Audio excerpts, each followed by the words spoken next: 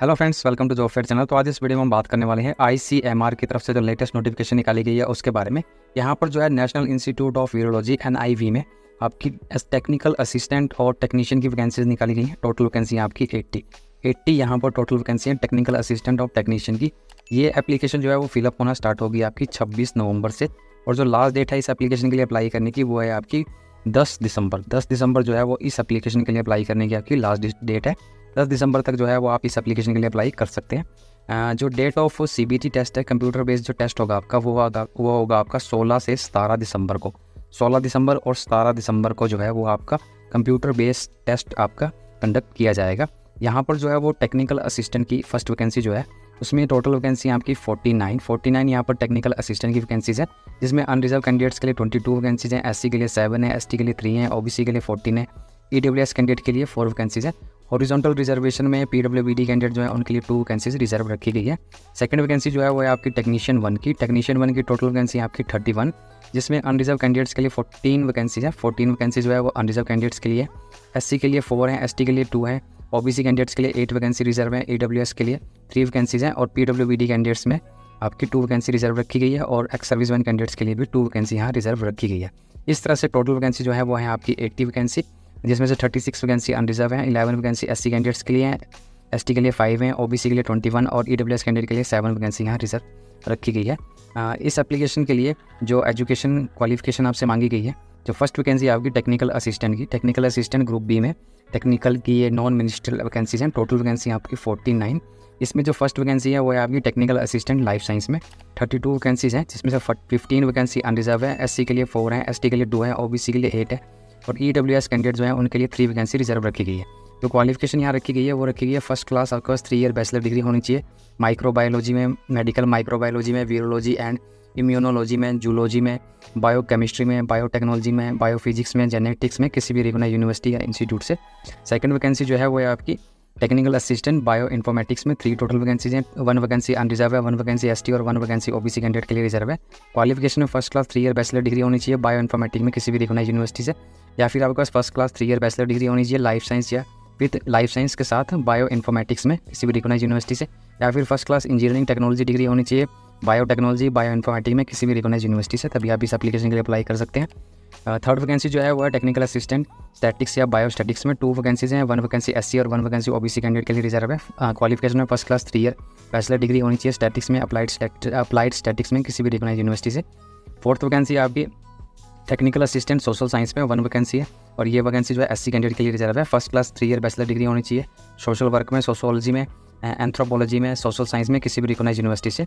Fifth vacancy आपकी technical assistant mass communication या mass media journalism में, इसमें 1 वैकेंसी है और ये 1 वैकेंसी अनरिजर्व है।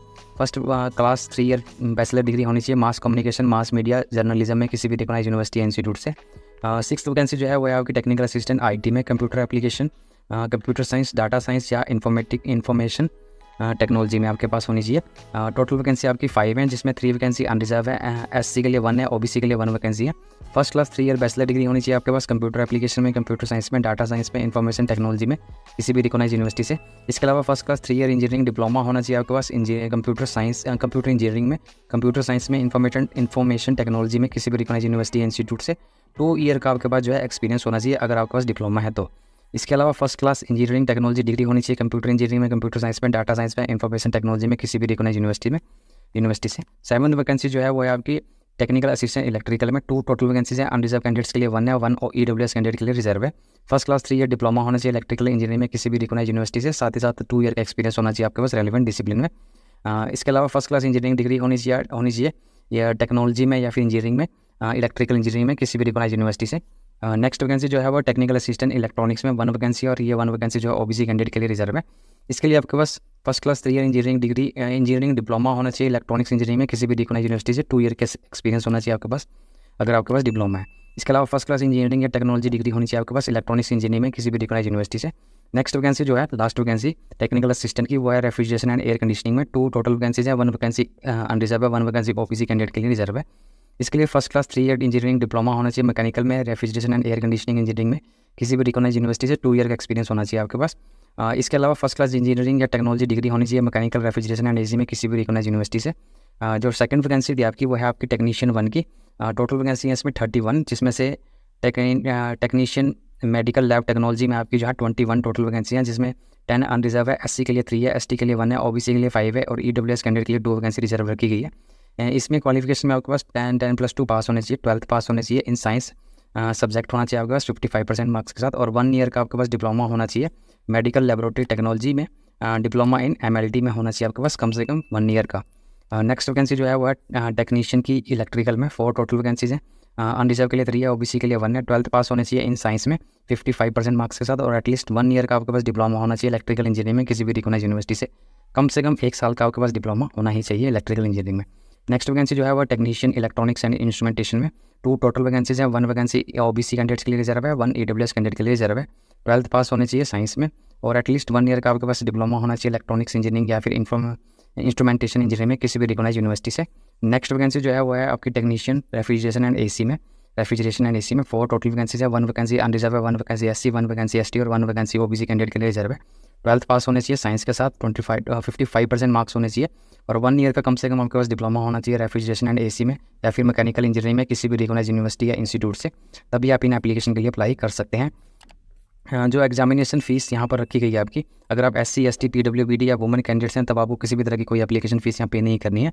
अगर आप जनरल OBC EWS कैंडिडेट्स हैं तब आपको 300 रुपीज़ जो है एप्लीकेशन फ़ीस यहाँ पे करनी है, 300 रुपीज़ आपकी एप्लीकेशन फ़ीस यहाँ रखी गई है। जो एज लिमिट यहाँ रखी गई है, अगर आप टेक्निकल असिस्टेंट के लिए अप्लाई करने वाले हैं तब आपको 30 ईयर की मैक्सिमम एज लिमिट यहाँ रखी गई है। अगर आप टेक्नीशियन 1 के लिए अप्लाई करने वाले हैं तो 28 ईयर मैक्सिमम एज लिमिट यहाँ रखी गई है।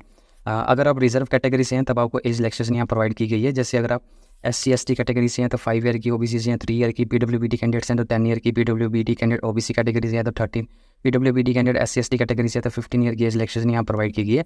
अगर आप सेंट्रल गवर्नमेंट सिविलियन एम्प्लॉइज़ हैं तब आपको ग्रुप B के लिए 5 और ग्रुप C के लिए 40 ईयर्स की एज तक आपको जो है एज रिलैक्सेशन है।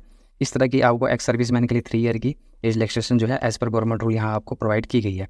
इस नोटिफिकेशन का लिंक जो है वो मैंने आपको डिस्क्रिप्शन बॉक्स में प्रोवाइड करवा दिया है, वहाँ जाकर आप इस नोटिफिकेशन को चेक कर लेंगे। तो आज की वीडियो में इतना ही। वीडियो अच्छा लगे तो लाइक शेयर और चैनल को सब्सक्राइब करना ना भूलें। Thank you and have a nice day.